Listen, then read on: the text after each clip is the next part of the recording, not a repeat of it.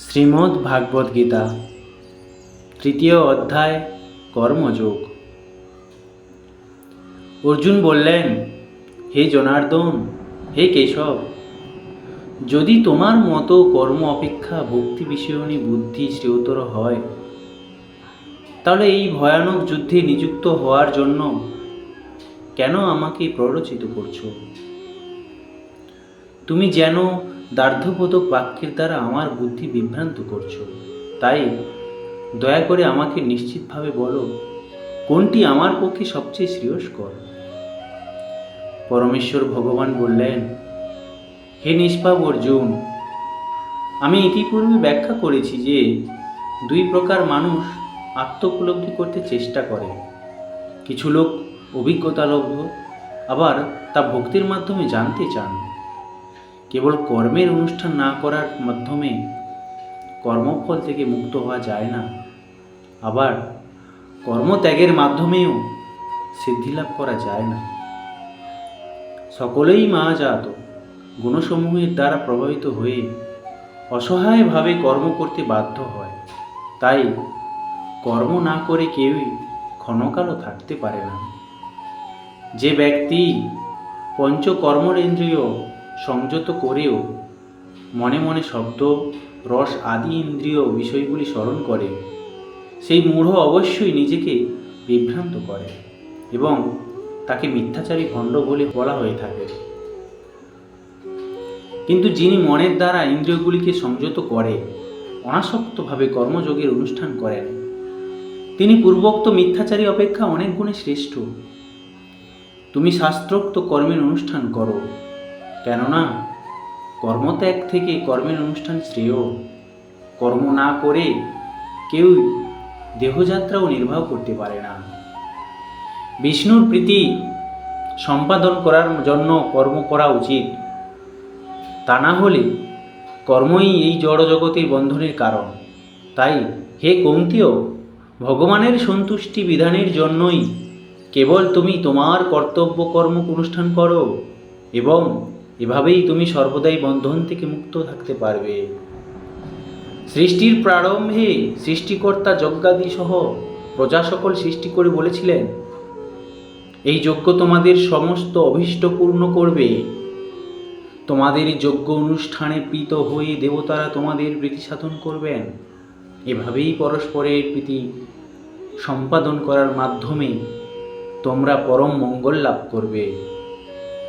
যজ্ঞের ফলে সন্তুষ্ট হয়ে দেবতারা তোমাদের বাঞ্ছিত ভোগ্যবস্তু প্রদান করবেন, কিন্তু দেবতাদের প্রদত্ত বস্তু তাদের নিবেদন না করে যে ভোগ করে সে নিশ্চয়ই চোর।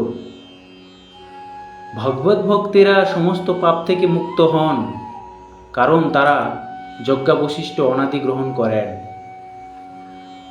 যারা কেবল স্বার্থপর হয়ে নিজেদের ইন্দ্রিয়ের তৃপ্তির জন্য অন্নাদি পাপ করে, তারা কেবল পাপই ভোজন করে। অন্ন খেয়ে প্রাণীগণ জীবন ধারণ করে। বৃষ্টি হওয়ার ফলে অন্ন উৎপন্ন হয়, যজ্ঞ অনুষ্ঠান করার ফলে বৃষ্টি উৎপন্ন হয়, এবং শাস্ত্রোক্ত কর্ম থেকে যজ্ঞ উৎপন্ন হয়। যজ্ঞাদি কর্ম বেদ থেকে উদ্ভূত হয়েছে এবং বেদ অক্ষর বা পরমেশ্বর ভগবান থেকে প্রকাশিত হয়েছে। অতএব সর্বব্যাপক ব্রহ্ম সর্বদা যজ্ঞে প্রতিষ্ঠিত আছেন। হে অর্জুন, যে ব্যক্তি এই জীবনে বেদের দ্বারা প্রতিষ্ঠিত যজ্ঞ অনুষ্ঠানের পন্থা অনুসরণ করে না, সেই ইন্দ্রিয় সুখ পরায়ণ পাপী ব্যক্তি বৃথা জীবন ধারণ করে। কিন্তু যে ব্যক্তি আত্মাতেই প্রীত, আত্মাতেই তৃপ্ত এবং আত্মাতেই সন্তুষ্ট, তারা কোনো কর্তব্য কর্ম নেই। আত্মানন্দ অনুভবকারী ব্যক্তির এই জগতে ধর্ম অনুষ্ঠানের কোনো প্রয়োজন নেই, এবং এই প্রকার কর্ম না করার কোনো কারণ নেই। তাকে অন্য কোনো প্রাণীর উপর নির্ভর করতেও হয় না। অতএব কর্মফলের প্রতি আসক্তি রহিত হয়ে কর্তব্য কর্ম সম্পাদন করো। অনাসক্ত হয়ে কর্ম করার ফলেই মানুষ পরতত্ত্বকে লাভ করতে পারে। জনক আদি রাজারাও কর্ম দ্বারাই সংসিদ্ধির প্রাপ্ত হয়েছিলেন।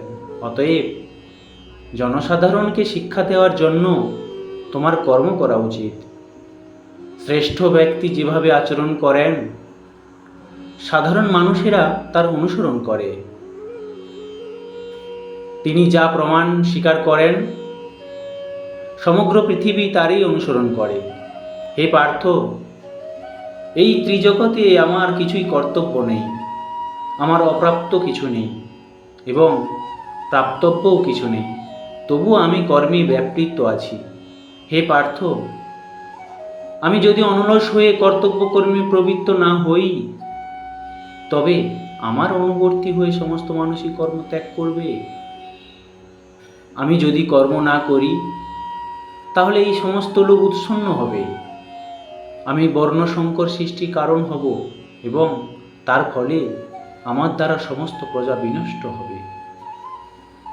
হে ভারত, অজ্ঞানীরা যেমন কর্মফলের প্রতি আসক্ত হয়ে তাদের কর্তব্য কর্ম করে, তেমনি জ্ঞানীরা অনাসক্ত হয়ে মানুষের সঠিক পথে পরিচালিত করার জন্য কর্ম করবেন। জ্ঞানবান ব্যক্তিরা কর্মাসক্ত জ্ঞানহীন ব্যক্তিদের বুদ্ধি বিভ্রান্ত করবেন না, বরং তারা ভক্তিযুক্ত চিত্তে সমস্ত কর্ম অনুষ্ঠান করে জ্ঞানহীন ব্যক্তিদের কর্মে প্রবৃত্ত করবেন। অহংকারী মহাচ্ছন্ন জীব জড়া প্রকৃতির ত্রিগুণ দ্বারা ত্রিয়মান সমস্ত কার্যকে স্বীয় কার্য বলে মনে করে, আমি কর্তা এই রকম অভিমান করে। হে মহাবায়ু, তত্ত্বজ্ঞ ব্যক্তি ভগবত ভক্তিমুখী কর্ম ও সকাম কর্মের পার্থক্য ভালোভাবে অবগত হয়ে কখনো ইন্দ্রিয় সুখ ভোগাত্মক কার্যে প্রবৃত্ত হন না। জড়া প্রকৃতির গুণের দ্বারা মহাচ্ছন্ন হয়ে অজ্ঞান ব্যক্তিরা জাগতিক কার্যকলাপে প্রবৃত্ত হয়, কিন্তু তাদের কর্ম নিকৃষ্ট হলেও তত্ত্বজ্ঞানী পুরুষেরা সেই মন্দবুদ্ধি ও অল্পজ্ঞ ব্যক্তিগণকে বিচলিত করেন না। অতএব হে অর্জুন, আধ্যাত্ম চেতনা সম্পন্ন হয়ে তোমার সমস্ত কর্ম আমাকে সমর্পণ করো এবং মমতা শূন্য, নিষ্কাম ও শোক শূন্য হয়ে তুমি যুদ্ধ করো। আমার নির্দেশ অনুসারে যে সমস্ত মানুষ তাদের কর্তব্য কর্ম অনুষ্ঠান করেন এবং যারা শ্রদ্ধাবান ও মাৎসর্য রহিত হয়ে এই উপদেশ অনুসরণ করেন, তারাও কর্মবন্ধন থেকে মুক্ত হন। কিন্তু যারা অসূয়াপূর্বক আমার এই উপদেশ পালন করে না, তাদেরকে সমস্ত জ্ঞান থেকে বঞ্চিত, বিমূঢ় এবং পরমার্থ লাভের সকল প্রচেষ্টা থেকে ভ্রষ্ট বলে জানবে। জ্ঞানবান ব্যক্তিও তার স্বভাব অনুসারে কার্য করেন, কারণ প্রত্যেকেই ত্রিগুণজাত তার স্বীয় স্বভাবকে অনুগমন করেন। সুতরাং নিগ্রহ করে কি লাভ হবে? সমস্ত জীবই ইন্দ্রিয়গ্রাহ্য বস্তুকে আসক্তি অথবা বিরক্তি অনুভব করে, কিন্তু এভাবে ইন্দ্রিয় ও ইন্দ্রিয়ের বিষয়ের বশীভূত হওয়া উচিত নয়, কারণ তা পারমার্থিক প্রগতির পথে প্রতিবন্ধক। স্বধর্মের অনুষ্ঠান দোষযুক্ত হলেও উত্তম রূপে অনুষ্ঠিত পরম ধর্ম থেকে উৎকৃষ্ট। স্বধর্ম সাধনে যদি মৃত্যু হয় তাও মঙ্গলজনক, কিন্তু অন্যের ধর্মের অনুষ্ঠান করা বিপজ্জনক। অর্জুন বললেন, হে পার্শনেয়, মানুষ কার দ্বারা চালিত হয়ে অনিচ্ছা সত্ত্বেও যেন বলপূর্বক নিয়োজিত হয়েই পাপচরণে প্রবৃত্ত হয়।